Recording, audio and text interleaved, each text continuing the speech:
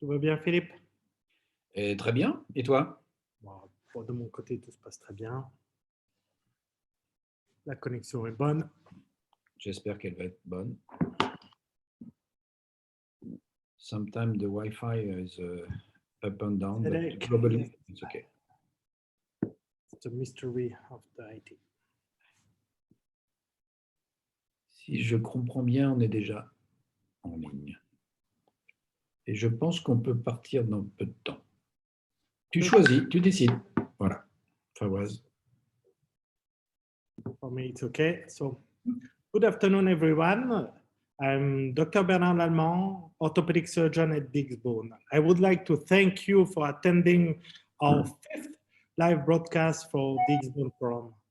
These forums are done to maintain our educational platform interaction with our colleagues, surgeons, doctors, physiotherapists, nurses, and even some patients.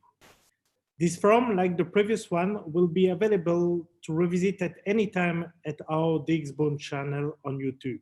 So please subscribe by pressing the button below and for the support and any new feature video.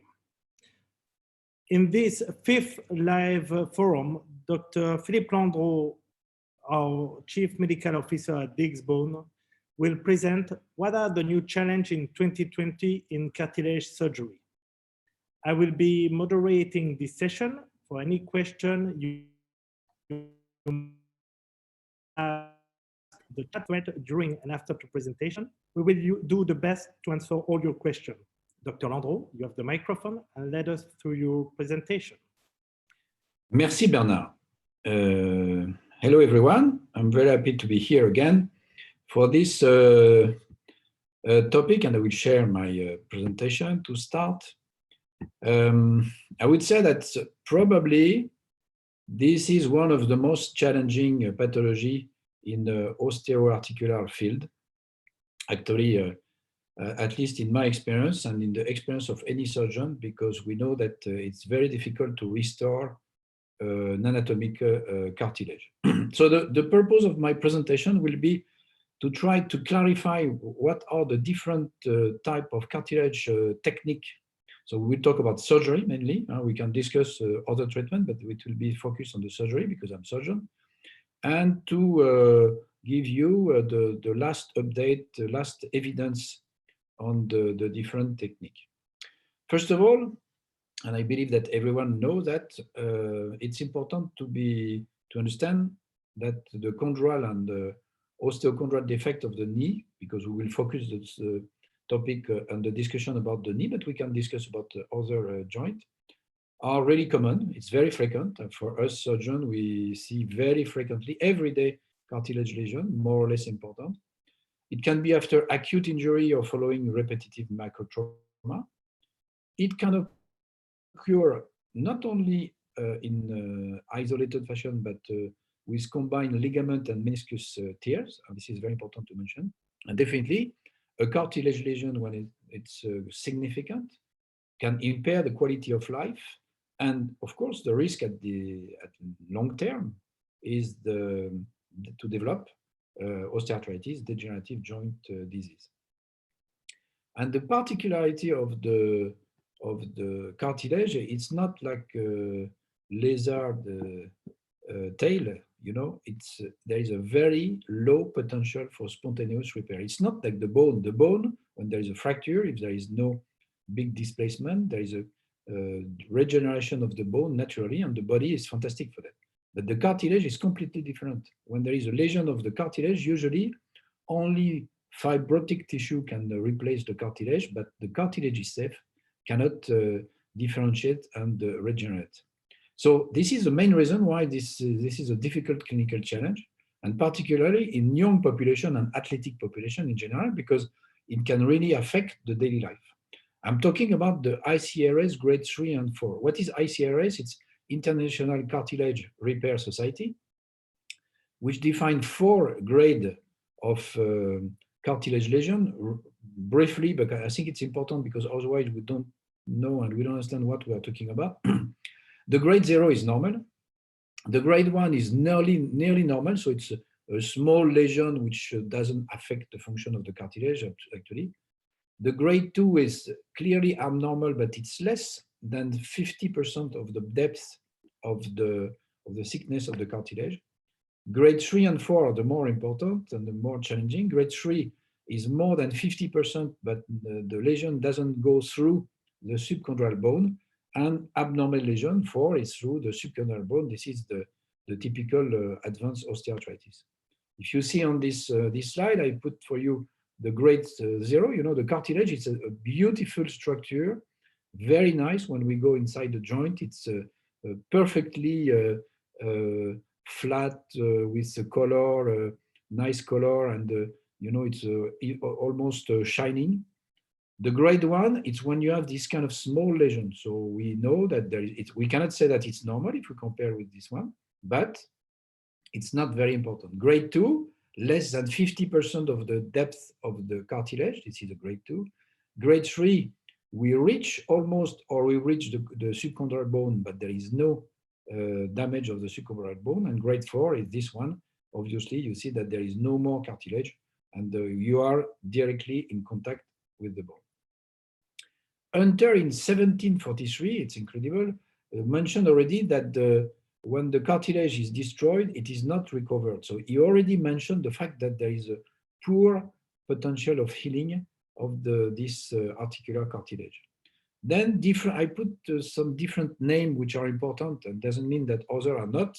Sorry for the people I didn't mention, but Pridey in 1959 developed a system of perforation to stimulate the healing process. Fika used a system which is comparable, like Johnson, you know, to debride the cartilage, hoping that it could heal.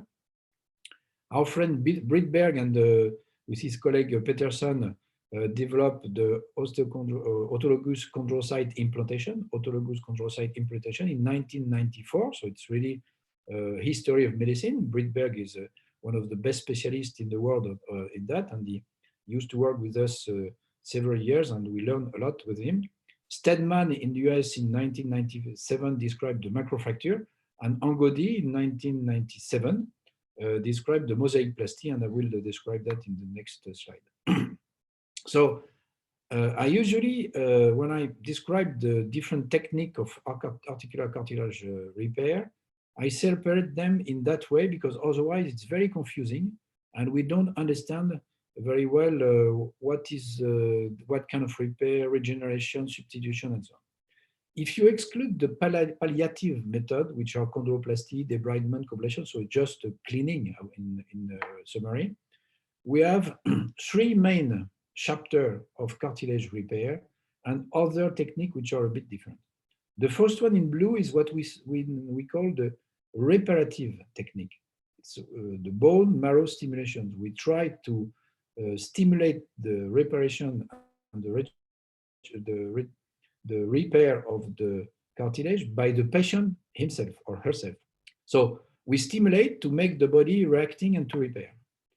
The substitutive or the replacement technique, we take a piece of a block of chondral or osteochondral somewhere else, either in the body of the patient or from outside, and we replace. So it's like a mini osteoarthroplasty, I would say, cartilage arthroplasty.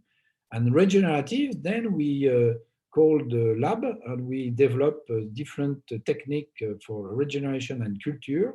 So it's typically the autologous chondrocyte implantation and other technique, and I will describe each by step, all of them, just to clarify and to tell where we are now in 2020 with this different technique. So we start with the reparative technique. So the concept is always the same. This is what we call the bone marrow stimulation. So we perforate the subchondral bone just underneath the cartilage. You see that this is the cartilage and here it's a bone. And the assumption is that by creating these small holes, small canals, that multipotent stem cells coming from the bone marrow will reach the damaged area by the small holes, through the small holes, and repair the cartilage. Now, this is the theory. This is how it works. you see the aspect. This is a typical microfracture. We can do differently. We can use drilling, small drilling. Now we call the fracture and micro drilling. So we change a little bit the technique, but the concept is always the same. We make communication and create a communication between the bone marrow, deep inside the bone, to leave the stem cell going in the surface and to regenerate the cartilage. So it's a technique which is easy, fast, available everywhere, with good clinical outcomes at the short-term follow-up. But we know now with experience that osteoarthritis and treatment failures are observed later on, after 5 or 10 years. So it's only for a short period, and it's it provides only fibrocartilage. And there is something important to know that we discovered recently, and there is this is what we can call evidence, because some papers show that if you do a microfracture and then after failure of the microfracture, you decide to do the autologous chondrocyte implantation, it appears that there is a higher rate of failure of this ACI if we had microfracture before than if we did something, the ACI on the virgin cartilage and the subchondral bone. It's like if the violation of the subchondral bone make difficult the autologous chondrocyte implantation. This is important to know because we don't want sometimes to bridge, to cut the bridge. Then if you understand the concept of bone marrow stimulation, you understand that when you do small holes in the subchondral plate, it's difficult to keep these stem cells coming from the bone marrow on the surface. And it's most probable that the majority of the stem cells will diffuse in the joint and will not stay exactly on the place where we want it should stay. So this is why recently, or during the last years, some technique have been developed of microfracture and augmentation. So it means we do microfracture and we put on the site of the cartilage lesion something to hold and to keep and to stimulate and to facilitate the stem cell work. This is what we call AMIC, autologous matrix-induced chondrogenesis. So it's a combination of microfracture surgery with a scaffold.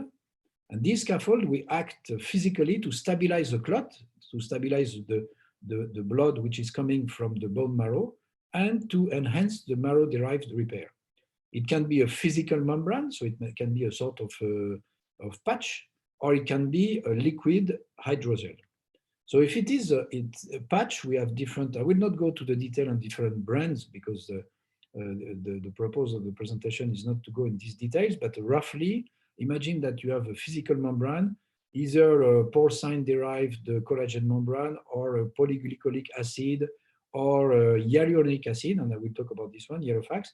And we use this structure to entrap the mesenchymal stem cell. This is a case of a 17-year-old football player that I operated a few years ago. He had a right knee pain and swelling a few weeks after an injury.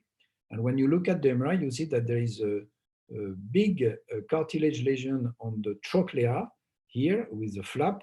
And there is no way, as there is no bone attached to the cartilage, there is no way to repair directly this one. So we have to clean up and to replace and to do something for this young patient, 17 years old.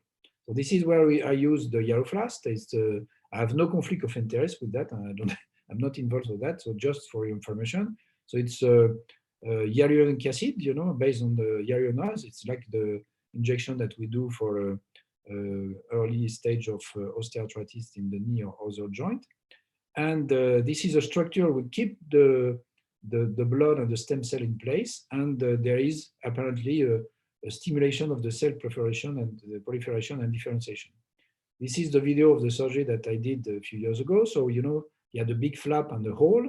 So the first thing is to clean up and to make the edge perfectly perpendicular. Then we do this microfracture, already this kind of video and the thing I show you already. But instead of stopping and leaving this, we put this, this yellow fast. And then when we remove the tourniquet, we see that all the blood instead of going in the joint, stay for the majority, for 90%, stay inside this sort of sponge to make the job and then to restore the cartilage, as we can see on this 4 months after on this MRI.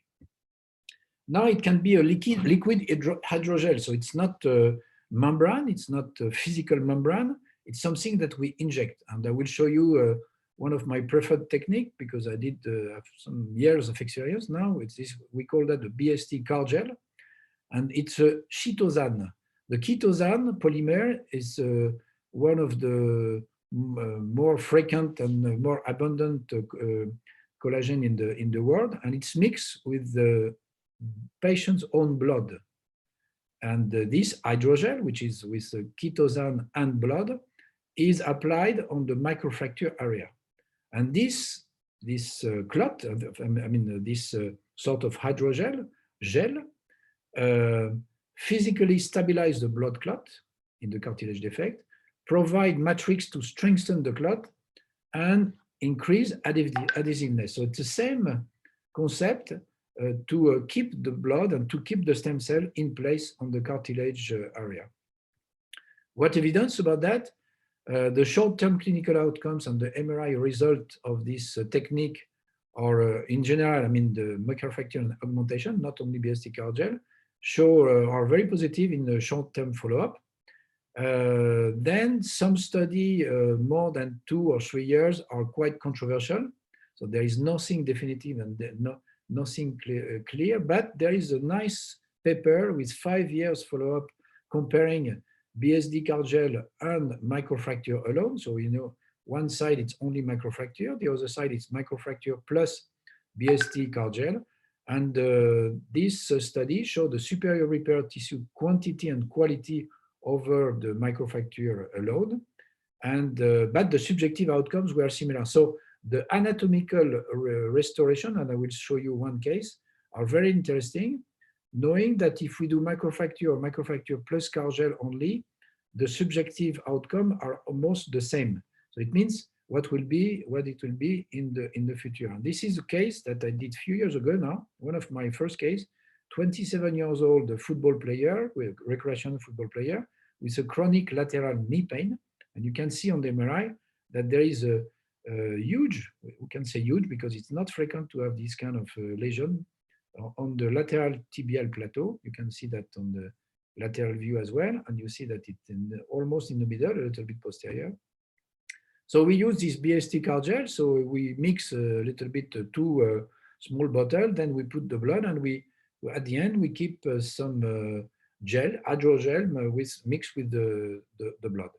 So initially, the initial technique was with open procedure, open surgery, but a few years ago we started to do that with arthroscopy after removal of the serum. You see the big lesion that he has on the lateral tibial plateau. It's absolutely huge.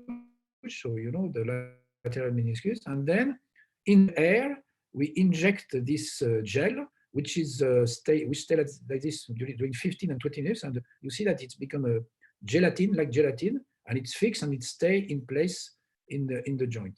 Of course, the physiotherapy process then must be very slow, otherwise we will deteriorate these kind of things. So there is a risk of stiffness, but you can see for this patient, look at the result, excellent clinical result, but look at the MRI result 6 months after the surgery, after I did that. If you compare pre-op and 6 months, look at 1 year after. 1 year after, if you compare, I will go back, look at this one, 6 months, look at this one, 1 year. So the cartilage is not normal, but close to normal if you compare, again, with the pre-op.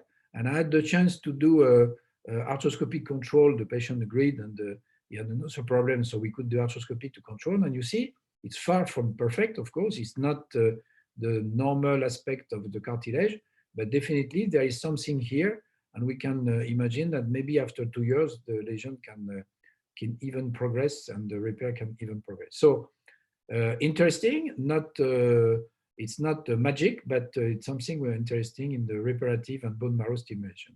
So now if we want to go to the substitutive, so it means to replace the zone which is pathologic. So we use some cylinder or the equivalent of cylinder, which are either autograft, allograft, or even synthetic now, more recently, and we will replace the place where there is the cartilage lesion. And this is the typical mosaicplasty. I'm sure you heard about mosaicplasty. It's autologous autograft, osteochondral, autograft transfer. So the concept is very simple.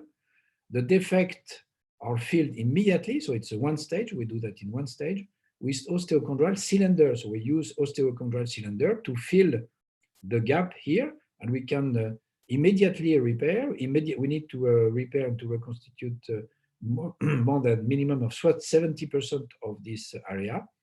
And of course, it's limited in a large lesion because we harvest this cylinder on the lateral part of the trochlea. So, this is the summary of the procedure. We use a specific system to harvest osteocartilaginous osteochondral cylinder from here and here, and sometimes we can even harvest from the notch, so where there is no big side effect when we remove this kind of thing, and we put that in the weight-bearing area with the system of mallet, and it's very mechanical. It's really like if we did small natural prosthesis.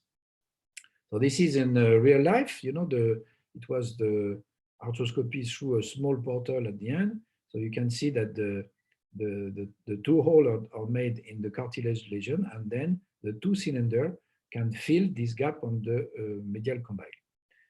What is the evidence for that? It's good to excellent result in 70% to 90% of the patient. It's a very good technique, and we have been used that for a long time.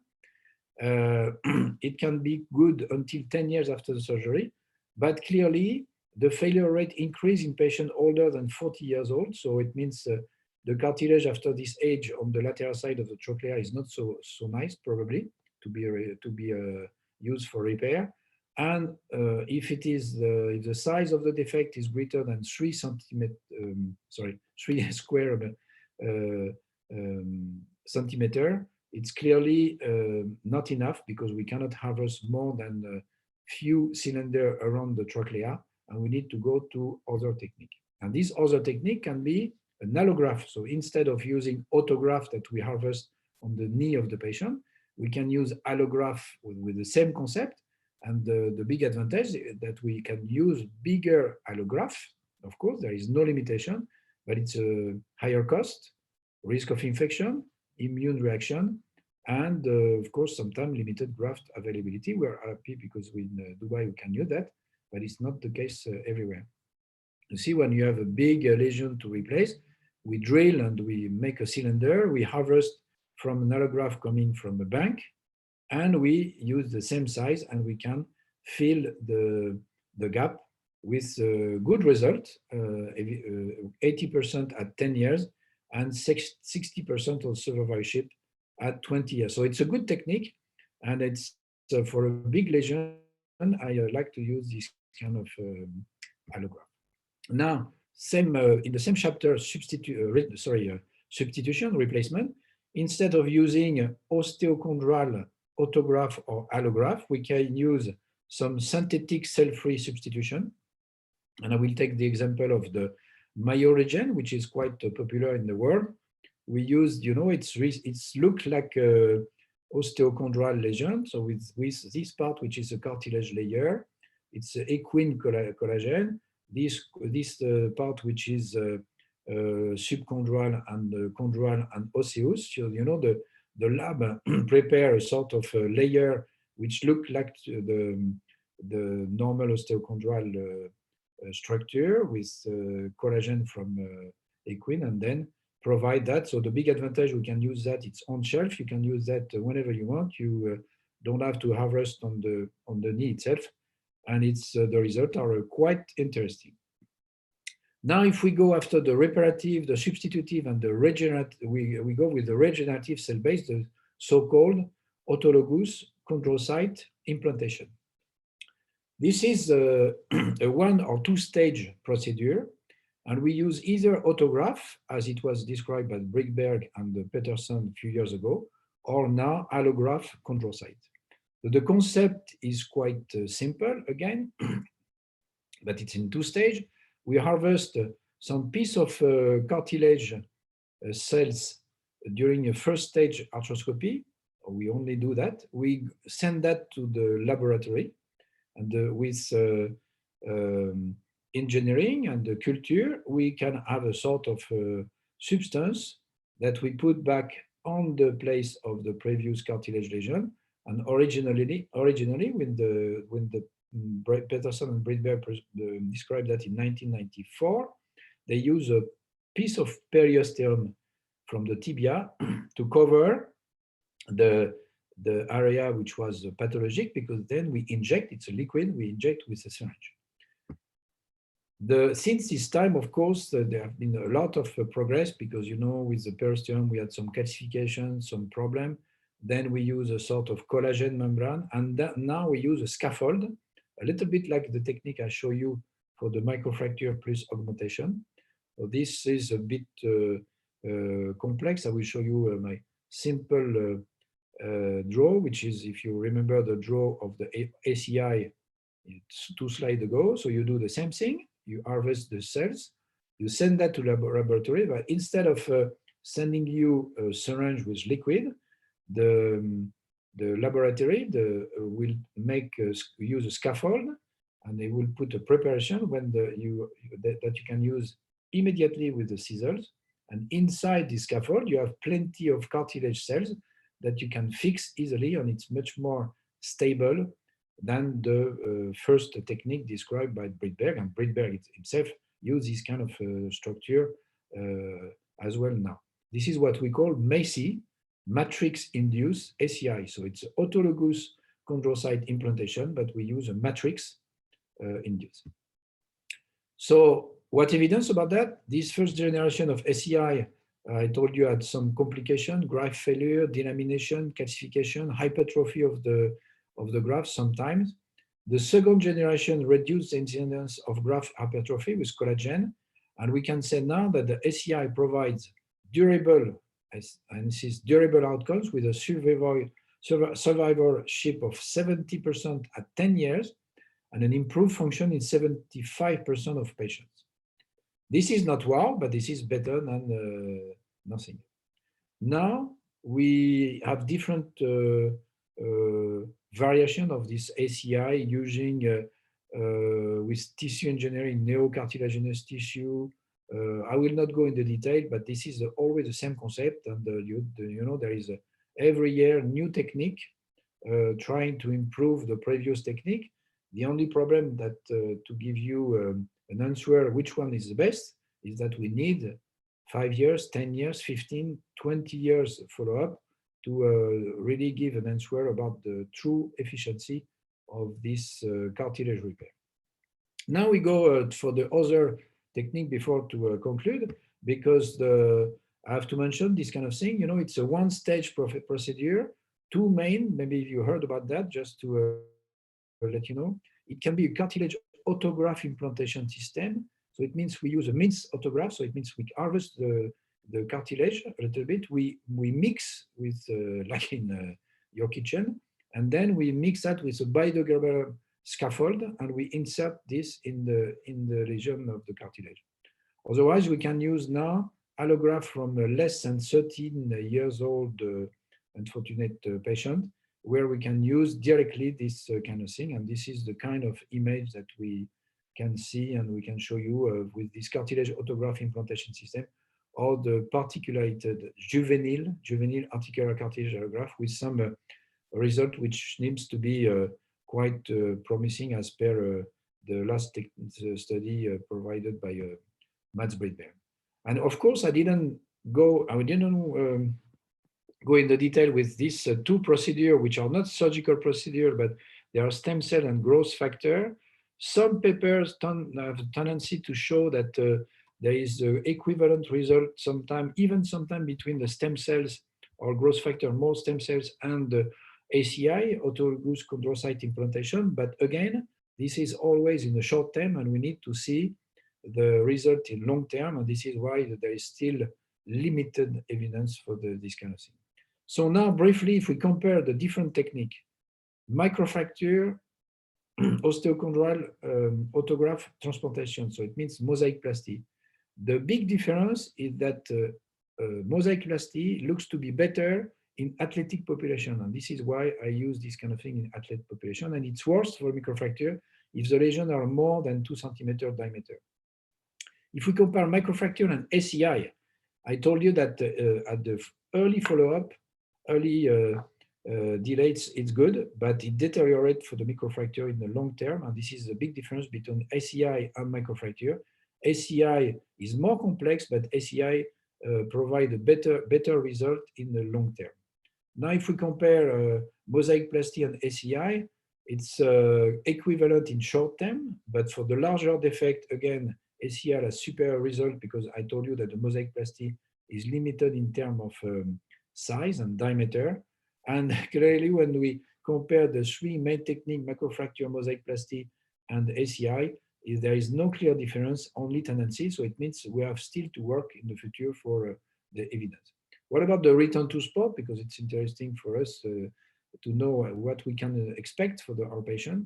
The cartilage restoration surgery has a 76% return to sport at midterm follow-up. The osteochondral autograft transfer, so the mosaicplasty, offered a faster recovery and appear to have a higher rate of return to pre-injury athletics. So it's important to know that this, I would say, old technique now, because it has been more than 20 years, is still a very good technique for, especially for the athlete, when it's a limited defect, not more than 2 centimeters. Then, if we go to the take-home method, I would say that the holy grail, unfortunately, in cartilage, even in 2020, doesn't exist yet. The microfracture remain indicated for the small defect and only the small defect in low demand population. But you know, the tendency to some surgeon to do microfracture in each case, I believe that it's not supported by the evidence and the literature, because we need to do that only for small defect, because we know that when the defects are bigger, we need to do more, and more means microfracture plus augmentation, which changes the result apparently.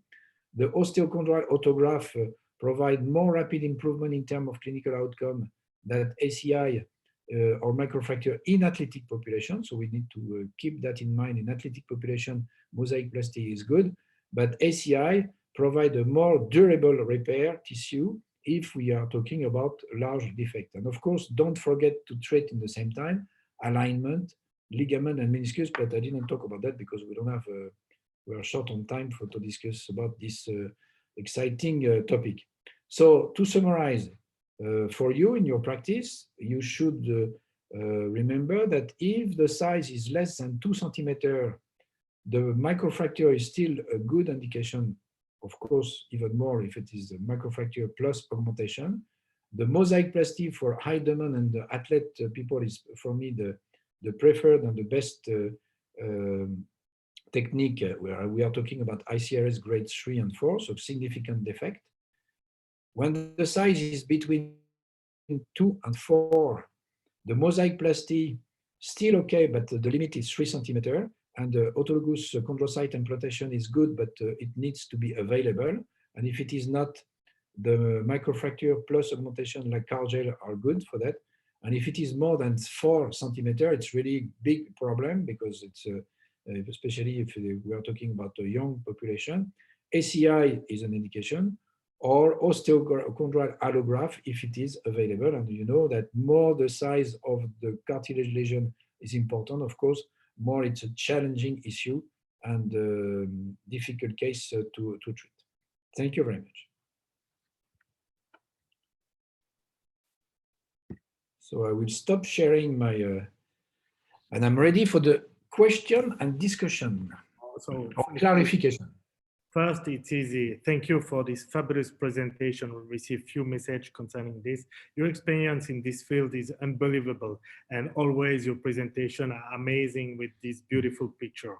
And this presentation is quite special because even I'm young, I had quite opportunities to see some of the names that you have cited, like Angodi, Laszlo, Ungarish, and Stedman from America. And one of famous is Mats Bryberg, that was one of our friend, and visiting surgeon when you were chief of surgery. You're right. We learned a lot with him. We learned a lot. We learn a lot. So there is a lot of questions. We will start by Faraz that say, yes, it's an amazing topic, incredible, and how much difficult for rehabilitation. His first question is about the last QD of SK in 2019 concerning the cartilage defect. We know it's affect almost 1 million people in America annually, and the incidence is even higher in elite athletes. And as you know, we are really interested by this topic of the elite athletes. So are you aware of any clinical research that has investigated the long-term outcomes of articular repair techniques in the athlete population? Of course, it's probably it's a challenging topic in the challenging topic. So cartilage lesion is already a challenging problem, but when we talk about athlete, we are a high demand. It's even more challenging, and we face that every day. What we know currently, because we don't have a full evidence, but what we know currently, it's that in the long term, microfracture are not enough in athletic population. And the result that we have with mosaic plasty, so it means autologous, osteochondral autologous implantation. This is the mosaic plasty, osteochondral. This is where it seems that when the lesion is limited in terms of defect, size of the defect, it seems that it's where we have the best result. But it's a question of size. When we say a cartilage lesion in athletic population, we need to talk about the diameter. This is very important because the results are not the same. Under 2 centimeter diameter, I would say it's not a big deal. And with mosaic plasty, we go back earlier, and the results are in long term very interesting. If the lesions are bigger, then there are 2 techniques that are showing some good result in 10 years, 15 maximum, but 10 years. Osteochondral allograft and not autograft. So it means the picture I show you from Gommel, which is a big cylinder, and we replace the cartilage. It looks to have good result. And if the lesions are even bigger, in large surface, autologous chondrocyte implantation are the best. So if you talk about sport people, small lesion, you can do microfracture, but mosaic plasty is better. If you talk about bigger lesion, you need to go to ACI, autologous chondrocyte implantation, or for some case, allograft if it is available. This is the summary and the evidence apparently right now, if we can talk about evidence in long term. Okay. Yes, perfect. So as we discuss about the athlete and the elite athlete, what will you do to a patient who presents a big osteochondral defect and an ACL rupture? How do you manage this? To treat only one pathology during an injury after an ACL rupture, we know that it goes to failure. We learn that if we don't treat the anterolateral laxity, if we don't do anterolateral tenodesis or reconstruction, it doesn't work. We know that if we leave a big varus, especially for revision, it doesn't work very well. And we know that if we don't treat the meniscus lesion, it will be a bad result. Cartilage is the same. If we have a significant cartilage lesion, if we go fast, you say, okay, the guy didn't have pain before we do ACL, we know that by definition and in practice, he will develop and he will decompensate this cartilage lesion. So yes, when we do an ACL reconstruction, we have to treat all the lesion, including the cartilage lesion. And I think we changed, if we compare 15 years ago, when everyone was doing the same procedure, ACL. Now, for me, each patient is different. And you know, when we talk about ACL, they have, the question is always, what kind of laxity, anterolateral laxity, what kind of meniscus lesion he has, what kind of alignment of the knee he has, or she has, and what kind of cartilage this patient has. So the problem when we put cartilage repair, it's increased the surgical time, but with some experience, we can easily do ACL plus lateral tenodesis and cartilage repair with meniscus repair. And it's absolutely crucial to do it if you want to achieve a good result, especially in the sport population. Perfect, perfect. Yeah, and it's the same. Another question also, because we know that these cartilage injuries could happen, especially in young population that had previous, I will say, a large meniscectomy.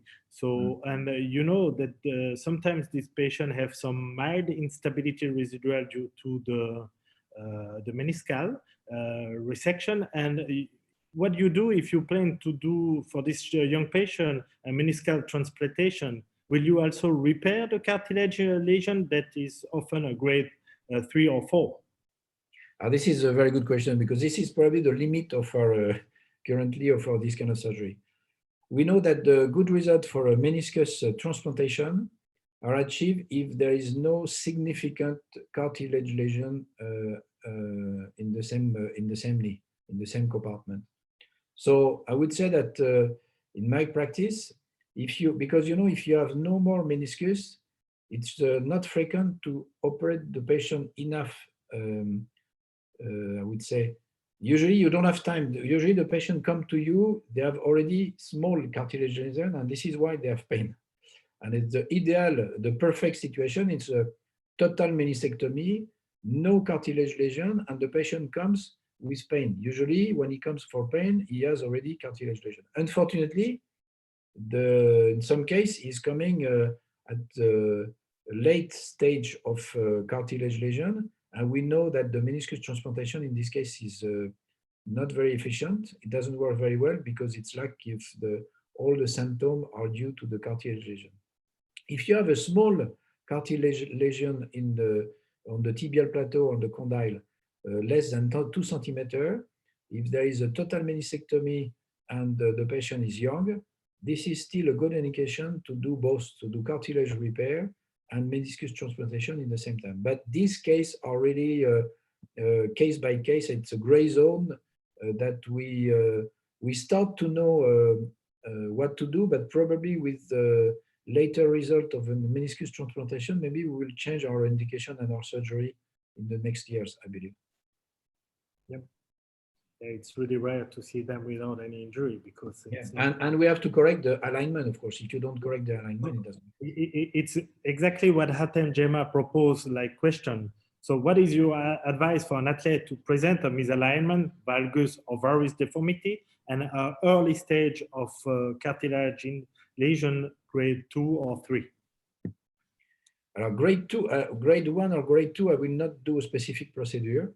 And if it is, let's say, if we talk about the genivarum, which is more typical, if there is a grade 2 cartilage lesion on the medial compartment with the varus, I will do high tibial osteotomy, arthroscopy to control and to check correctly the joint, and nothing more. If there is a grade 4 localized condyle lesion, for example, with a varus, this is different, because as it is localized, you do a cartilage repair, you can do mosaic-plasty and high tibial osteotomy in the same time. Yeah, this is a good opportunity, and very good question, because actually, because sometimes people confuse when we talk about cartilage repair, where we are good or not bad for the moment in surgery is when it's a limited surface cartilage lesion. So it means when you can really draw the cartilage lesion, to summarize, and you can replace and you can treat, and all the sample, all the case I show you during my presentation, you see there are limited cartilage lesion. The rest of the cartilage around is normal. If there is a diffuse cartilage lesion, like the one that I show you, grade 4, during the beginning of the first of the presentation, when it's diffuse, there is no way that cartilage repair can do something. Maybe in the future, but for the moment, we don't know how to do that, because it's so large that you cannot do osteochondral.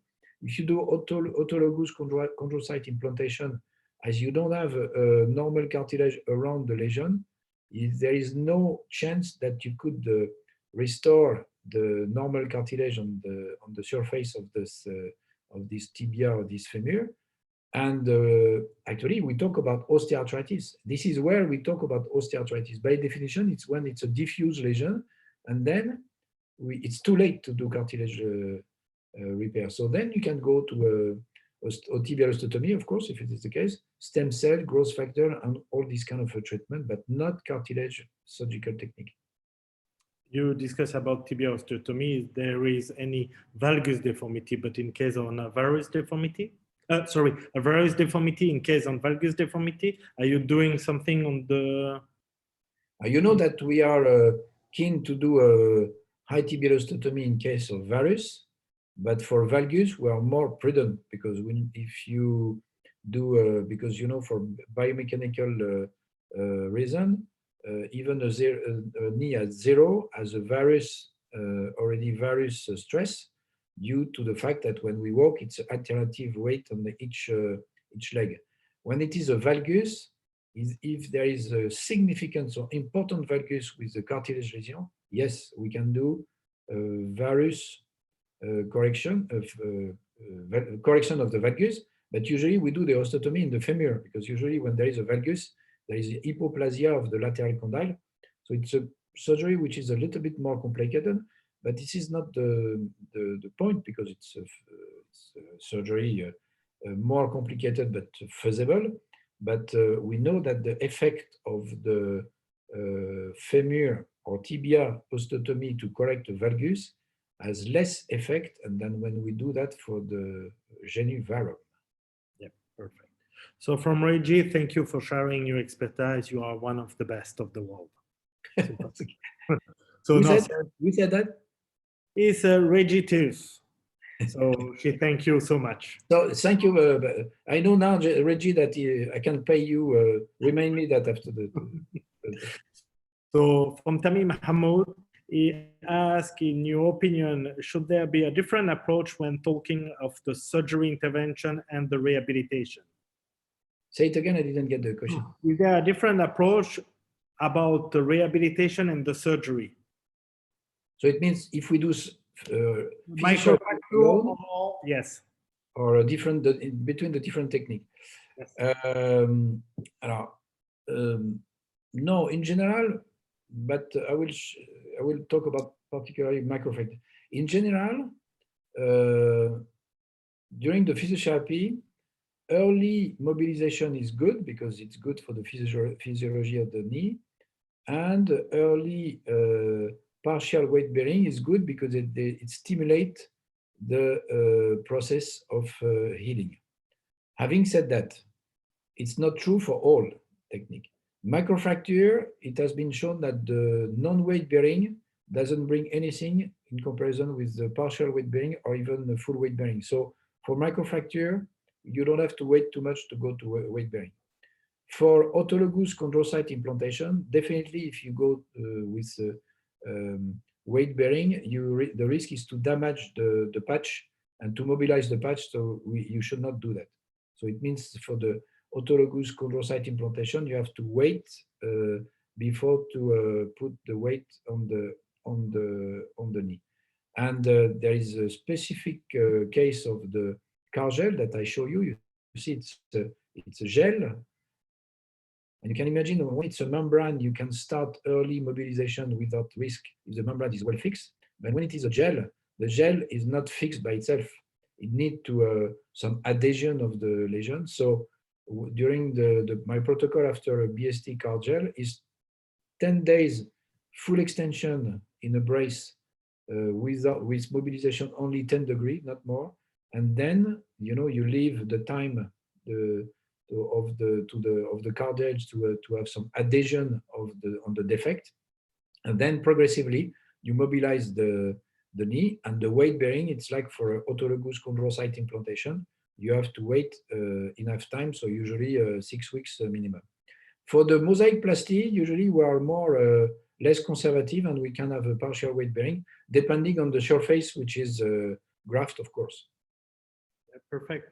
So you discuss about time. It's really interesting because you will let me ask you two things. Is there a usual delay to return to sport after a cartilage repair, depending of the cartilage? And why are you not doing mosaicplasty to all the player if they can go back to weight bearing faster? The return to play, we talk about ICRS 3 and 4 cartilage lesion. If it is a significant lesion in weight bearing, we know that it's in general, they don't return to play before 6 months. And this is, I think all the series are showing this kind of thing and all people have the same experience. For the older player, the prime, we know that more we wait, over 40 years old, less the mosaicplasty will be efficient, probably because the quality of the cartilage that we harvest on the side of the trochlea is unfortunately not the same after 40 years old than before 40 years old. So you mean by that that I'm starting to be old? This is what I was meaning during my answer. You're not more so young. No more so young. For your trochlea. Yes, for my trochlea. Philippe, you discuss about different kind of graft, like the allograft and the stem cell.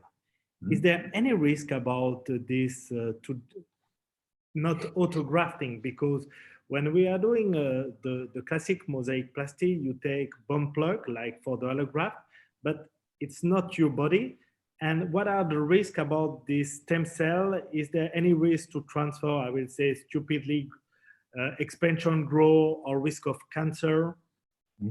Yeah, it's a good question, and it's something that we don't have the true answer for that. For allograft, we have to inform the patient that any allograft, by the way, not only osteochondral, but tendon and everything, we have to inform the patient that there is a potential risk. But in practice, in my experience, I've never seen the transmission of this kind of disease, not only the HIV, but the hepatitis and this kind of thing. For stem cells, it's a different thing. As you said, there is there a higher risk of bad cell differentiation or this kind of thing? Yes. I'm not aware about case like this for in the treatment of cartilage. Does it mean that it doesn't exist? No, probably, but maybe it means that it's not so effective. And fortunately, because the stem cell is clearly not the panacea. It's help. There are some effect, and it doesn't harm. We say, and are we sure that it doesn't harm if we don't do big? If we do big injection and a big amount of injection, we don't know that yet. Yeah, because I think about stem cell, if I remind well, I read some paper that you can overgrow like a mushroom, excessive yes. Overgrowing that required some surgery, like shaving after shaving this mushroom. This is something which is not common, which is not only for stem cells. We can see that for autologous chondrocyte implantation. We can even see that for the technique of microfracture augmentation. So there is clearly something that we don't control. It's difficult to, we want to reach the surface, the normal surface of the cartilage. Usually we don't reach the surface, unfortunately, but sometimes the body reacts very well or very bad. I don't know, it's like a keloid scar. And there is this kind of a mushroom, and sometimes there is a sort of conflict of impingement or joint disability, and we have to clean up this kind of thing.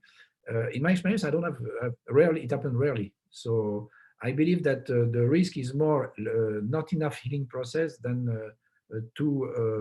of hypertrophic process, except for the first generation of the ACI, which has been it has been shown that there are some hypertrophy, and this is why everyone has stopped the periosteum flap, which was cause of hypertrophy and even calcification sometimes, which is very bad. Yes. Concerning the allograft, for the patient that will listen to us, all allografts are completely safe about any infection because they are really well controlled, like all the transplantation.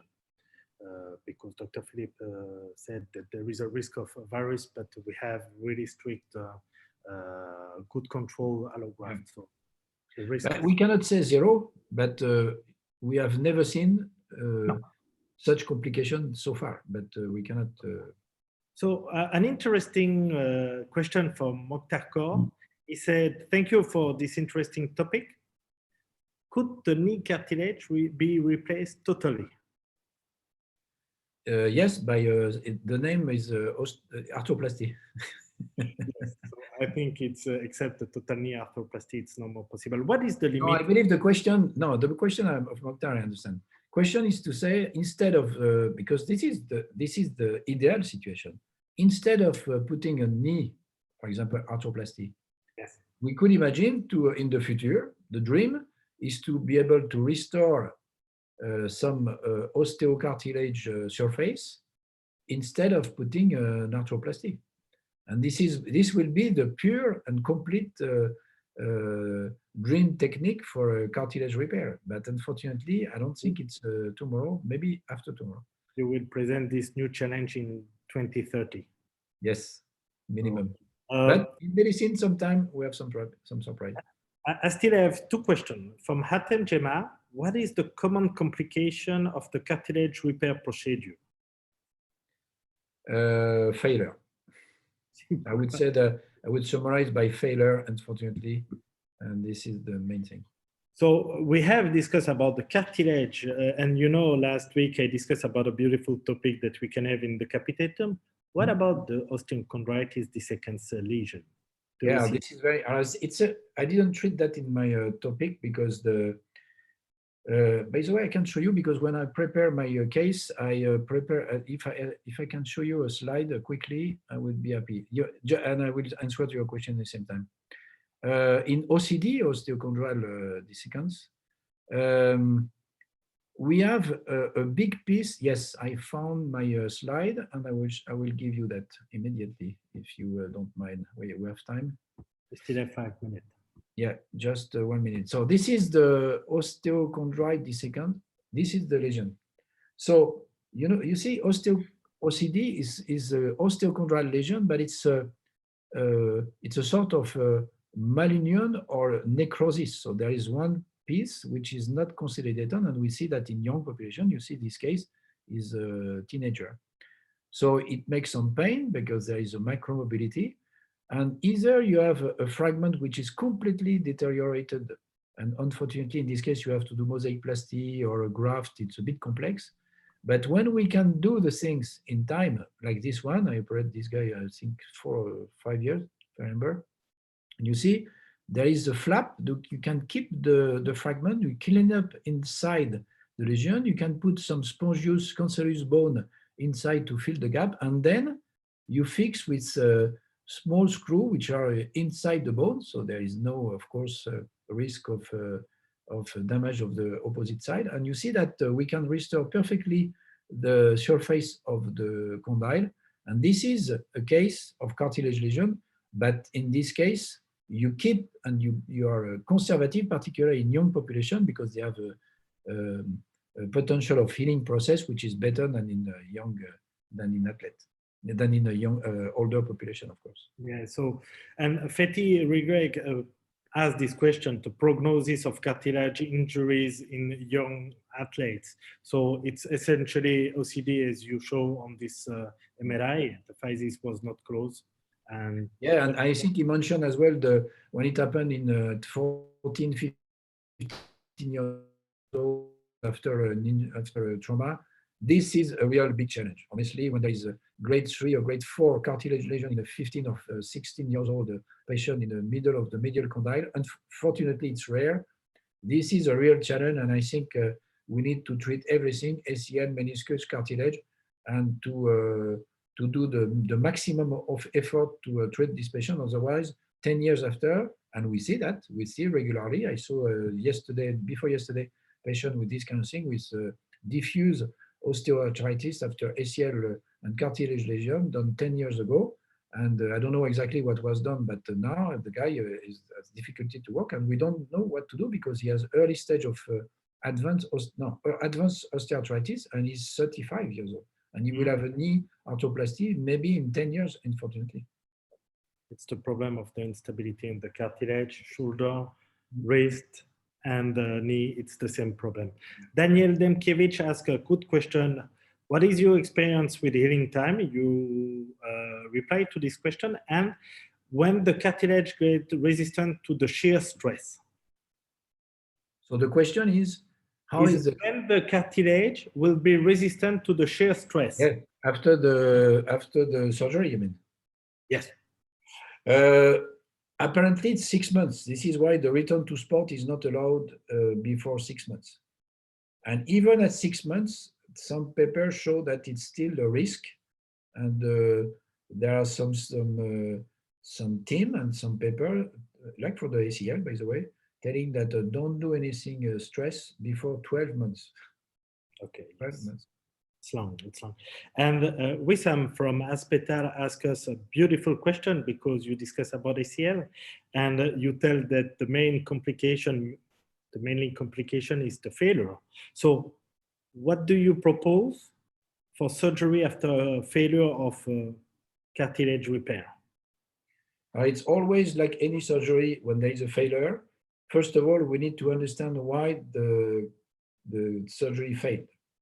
If the surgery failed because it was a bad indication, then correct the indication. If someone did a microfracture for something which should be treated with mosaicplasty, then you can still do a mosaicplasty. If it fails despite a good indication and a good surgery, because sometimes it can be bad surgery as well, in this case, it means it's a failure of the technique, and you have to go further. You know, if there is a sort of escalade, and you start. This is why I told that you know, there is a problem when you do a microfracture. Sometimes the ACI is less efficient if you did already a microfracture before. So at the end, you know, the allograft can be a good technique, or ACI if it is not limited. But it's, you know, the first lesion of cartilage is already a challenge. You can imagine that when it's a revision, it's even more. Like for the ACL repair. Yes. So Philippe, we still have 2 minutes. So can you briefly do a take-home message on this beautiful and challenging topic, and to tell what we are doing for the future in the DxBone Forum? And first of all, the take-home message, you know, beside the one that I gave in my presentation, I would say somewhere we are happy because we have some new technique developed during the last 10, 15 years. I remember when I was the group who started the first mosaicplasty in France with Angodi, and we published in Maîtrise Orthopédique. But in 2020, I'm optimistic, but I'm a bit pessimistic on the new technique. So I don't see amazing technique which change our indication. Having said that, I believe that the best is prevention and to treat the patient on time. So I'm talking about healthcare provider, professional. I think we need to have a low threshold in this field. And if there is a cartilage lesion at the early stage, I'm not telling that we have to operate them, of course, or systematically, but we need to recognize them. We need to identify them before it's too late, and to do a treatment, adequate treatment, to avoid this grade 4 big lesion that we can see in a 25 years old patient. And we know that if the patient was treated initially with a high tibial osteotomy, if it was a varus or something like that, we could avoid any bad evolution and early stage of osteoarthritis for a young patient. So be attentive, and when there is a cartilage lesion, don't wait. Perfect, thank you. So when will be our next forum? So next, thank you first, Bernard, for the fantastic moderation. I know that, you know, you did, people don't know, but you are a hand and upper limb surgeon, but you did your special certificate in knee surgery. And I know that we discussed knee together, and you know very well the topic. I must admit that. Thank you. Yes, so I was lucky to find this and to meet these really great people. So, yeah, it's always a pleasure to discuss. Next week will be the Eid break, so we will not have a DxBone Forum, but in 2 weeks we will have an amazing DxBone Forum, because we are very proud to announce that we will have our first guest speaker, and Dr. Kate Jordan, sport physician, will talk about the return to sport after COVID, and I think it's a perfect topic at the perfect time. So enjoy your Eid break for those who are in this region. For others, good luck, stay safe, and we wish you the best, and we will meet you in 2 weeks. You will receive, like always, the announcement of the next DxBone Forum online. Perfect. Thank you for everything, and Eid Mubarak, and see you after 2 weeks. Exactly. Thank you, everyone. Bye-bye.